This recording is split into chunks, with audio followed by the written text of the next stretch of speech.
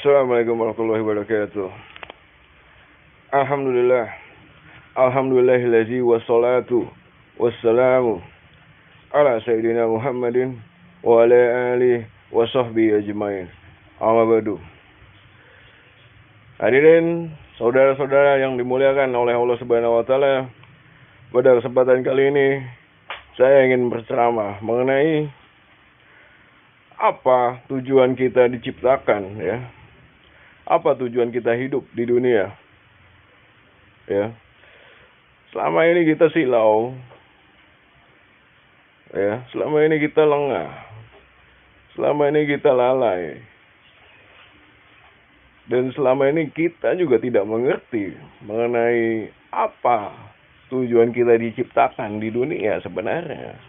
Ya. Tidak lain, tidak bukan, ya, hanya untuk beribadah kepada Allah Subhanahu wa taala semata. Ya. Allah berfirman dalam surat Az-Zariyat ayat 56, "Wa ma khalaqtul jinna wal insa illa liya'budun." Aku tidak menciptakan jin dan manusia melainkan agar mereka beribadah kepada Aku. Ya. Jadi alangkah tidak mengertinya atau alangkah lalainya kita selama ini. Memang dunia ini terasa indah, terasa menyenangkan, ya, untuk ditempati, untuk dihuni, untuk ditinggalkan bagi kita semua. Pemandangannya indah, alamnya bagus, penghuni-penghuninya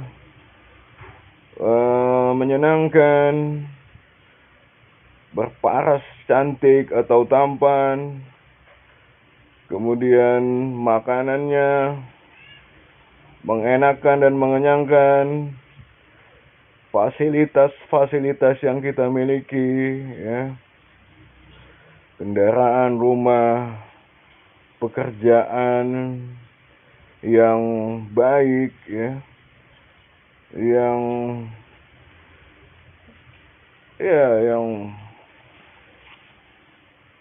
terhormat atau posisi-posisi yang tinggi, kemudian teman-teman yang menyenangkan, keluarga, anak,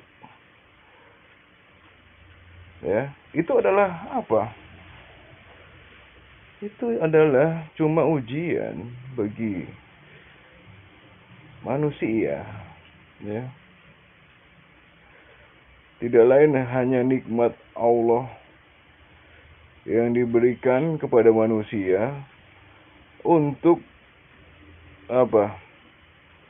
Menjadi fasilitas agar kita, ya, lebih meningkatkan diri kepada Allah. Ya.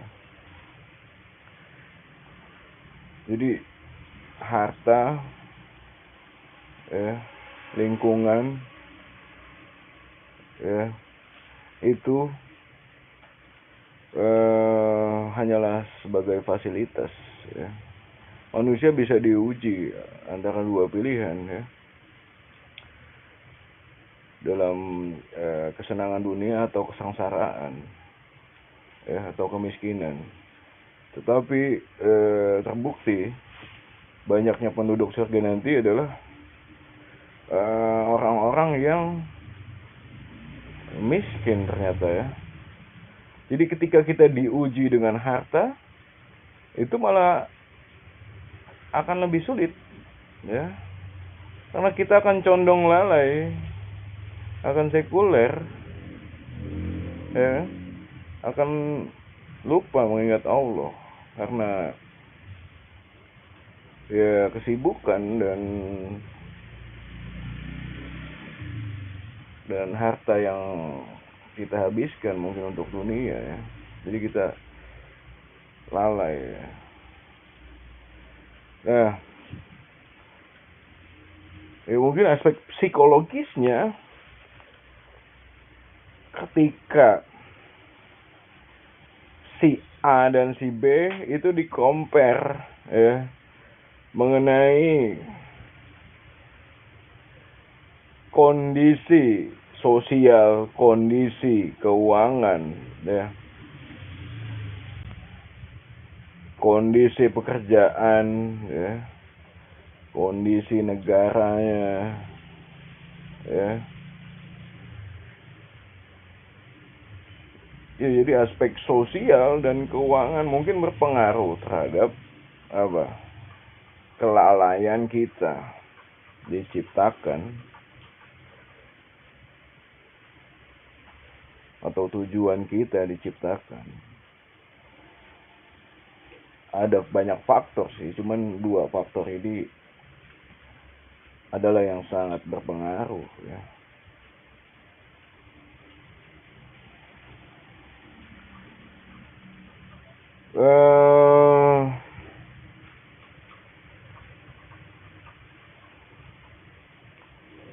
Memang dunia adalah permainan ya. Memang dunia ini adalah permainan ya. Ada 3 garis besar kehidupan ya.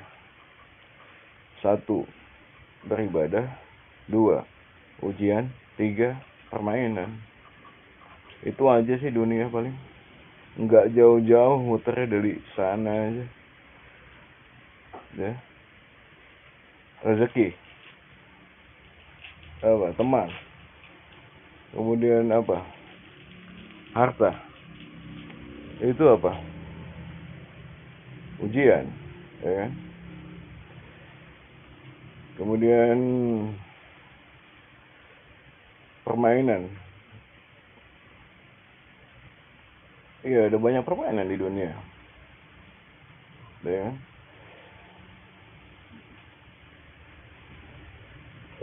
Kemudian ibadah, ya jelas kita diciptakan ibadah ya. Tetapi kita sekarang kondisinya banyak mainnya kalau saya lihat ini ya. 70% permainan ya. 10% ibadah saya lihat ya. 10%-nya lagi ujian atau 20%-nya lagi ujian ya. Nggak boleh dong seperti itu ya. Tujuan kita diciptakan yang utama adalah ibadah ya. Boleh kita permainan ya, tapi kita harus kembali kepada Allah dan mengingat kepada Allah ya. Jadi kita tidak boleh lalai akan tujuan kita hidup ya. Karena Allah menjelaskan dalam surat Al-Hadid ayat 57, wa mal hayatud dunya illa mata'ul urur ya. Dan kehidupan dunia itu tidak lain hanyalah kesenangan yang palsu ya.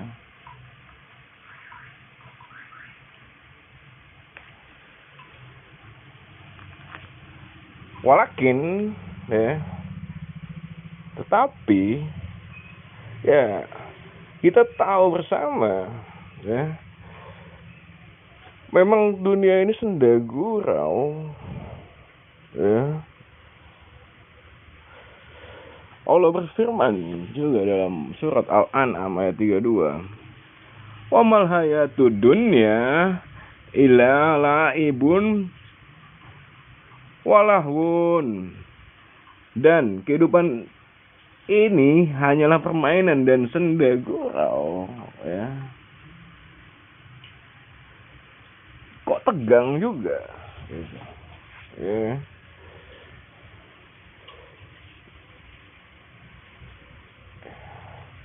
Jadi gimana baiknya satu permainan, satu ibadah, satu ujian, ya.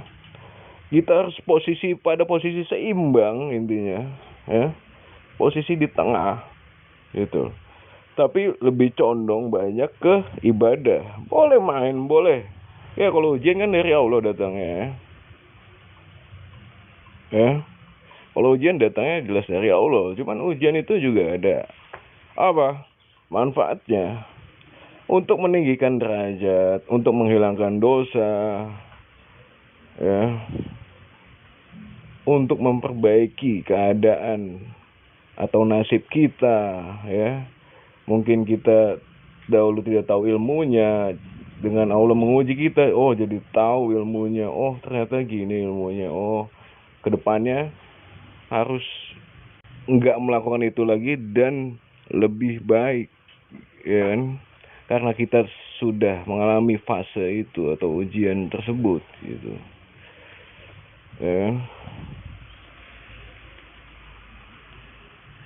Allah tidak membebani seorang itu melainkan sesuai dengan kesanggupannya. La yukallifullahu nafsan illa wus'aha. Surat Al-Baqarah ayat 286, ya. Allah tidak membebani seorang itu melainkan sesuai dengan kesanggupannya. Jadi ketika manusia ditimpa ujian, ya, cobaan, sakit, kemiskinan, mungkin ditipu, ya. Ya, itu semua pasti bisa dilewati karena Allah gak mungkin membebani, ya, seseorang itu sesuai melampaui kemampuannya. Jadi beban itu sesuai dengan kemampuannya, ya. Pasti bisa kita lewati, pasti bisa kita lalui, pasti bisa kita selesaikan itu semua dengan kepala dingin, hati tenang, banyak berzikir, meminta kepada Allah dengan setulus-tulusnya, dengan sehusuk-husuknya, dengan seikhlas-ikhlasnya. Oh, kita terima ujian ini dari Allah, ya. Terserahkan semua kepada Allah. Biar Allah semua yang membantu menyelesaikan permasalahan kita. Ya, boleh kita curhat kepada manusia, sangat dibolehkan. Secara psikologis,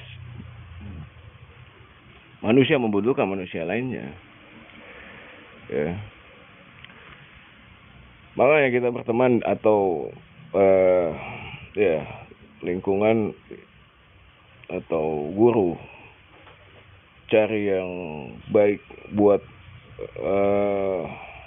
ya berkonsultasi atau menasihati kita semua. Kemudian dalam surat Al-Insyirah, ya, ketika kita ditimpa ujian itu, Allah berfirman juga, ya. Sesungguhnya bersama kesulitan itu ada kemudahan.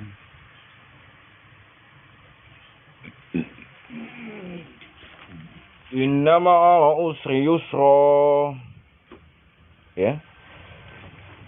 Sesungguhnya ketika kita menemukan kesulitan, setelah itu pasti ada kemudahan, ya.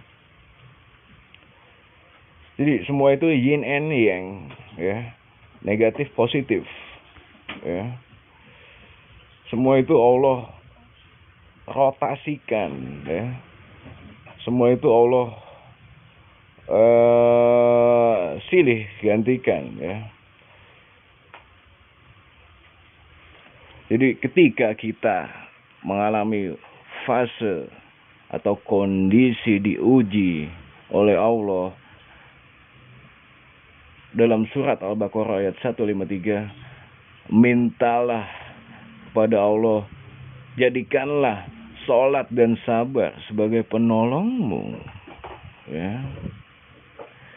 Jadi kita nggak disuruh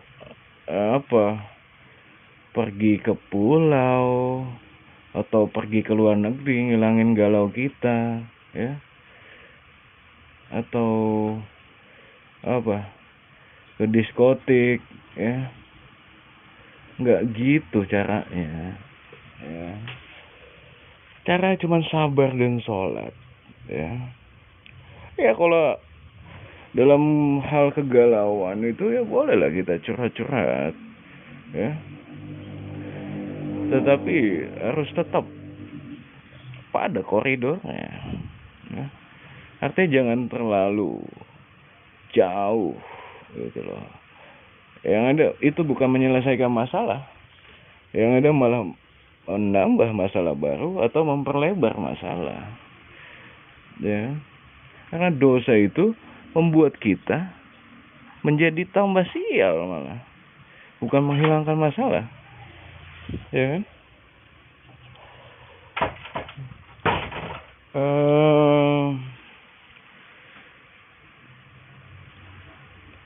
Jadi kemudian itu ujian, ya.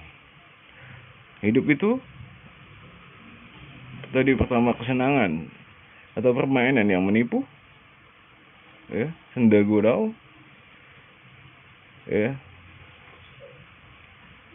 Terus yang kedua adalah ujian, ya. Ujian kita bisa lewati itu semua dengan meminta kepada Allah, ya. Meminta kepada Allah, sholat dengan sholat dan sabar, ya. Sesungguhnya ketika ada kesulitan pasti ada kemudahan. Allah akan rotasikan itu semua, ya.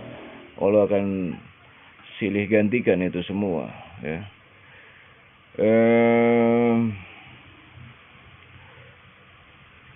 Ya, Allah tidak membebani suatu kaum melainkan dengan kesanggupannya. Jadi semua ujian itu bisa kita lewati, bisa kita lalui, ya.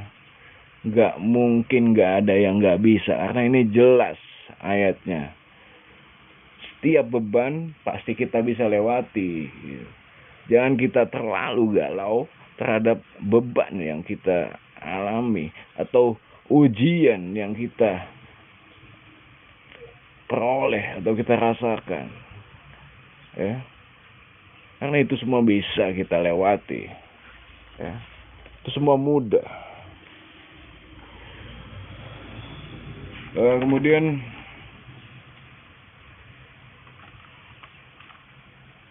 yang terakhir adalah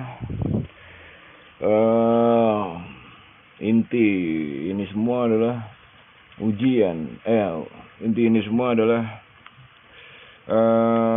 ibadah, ya. Inti manusia diciptakan adalah ibadah. Makanya kita harus meningkatkan ibadah kita, ya. Kita harus menambah amalan-amalan kita. Kita harus nggak boleh lalai, ya. Manusia pada saat ini adalah cenderung pada kelalaian, saya lihat, ya. Lengah manusia ini, nggak ngerti apa sih kita diciptakan ini. Ngapain kita ada di dunia, ya. Gitu loh. Kita lahir di dunia ini ngapain gitu, ya. Itu yang saya lihatnya itu masih nggak, kayak mereka nggak ngerti loh ternyata tujuan mereka diciptakan itu untuk apa gitu. Jadi kadang saya juga memaklumi, tetapi saya kasih saran, ya kan. Saya kasih nasihat agar kita ini nggak lalai, ya. Dan Allah juga menegaskan, ya, bahwa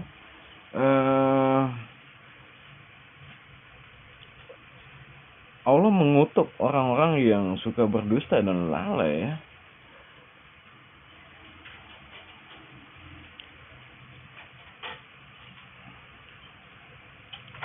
Allah berfirman dalam surat Az-Zariyat ya, ayat 10 dan 11 ya. Kutilal harasun allazina hum fi ghamratin sahun. Ya. Terkutuklah orang-orang yang banyak berbuat dusta ya, atau tipu ya. Itu orang-orang terbenam dalam kebodohan dan kelalaian ya. Jadi kondisi dunia pada saat ini memang kita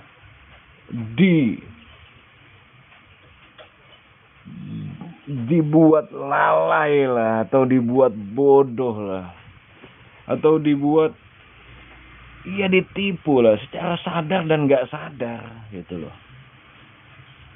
ya kan. Apa yang dipermainkan sama mereka? Pikiran, Pak ya. Caranya gimana? Handphone, televisi ya, sosial juga dibuat lalai ya. Alam bawah sadar kita yang dipermainkan oleh iblis. Bangun jam berapa? Ya, itu inti kehidupan ini saya lihat ya. Keadaan ini nggak boleh dibiarkan terus menerus ya. Manusia harus berubah menjadi lebih baik ya, gitu loh.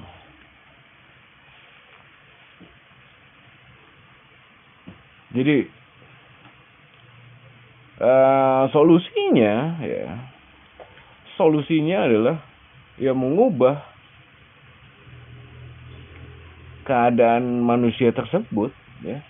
Allah nggak mungkin mengubah keadaan suatu kaum sebelum mereka mengubah mereka sendiri ya, mengubah nasib mereka sendiri. Arad ayat 11 ya.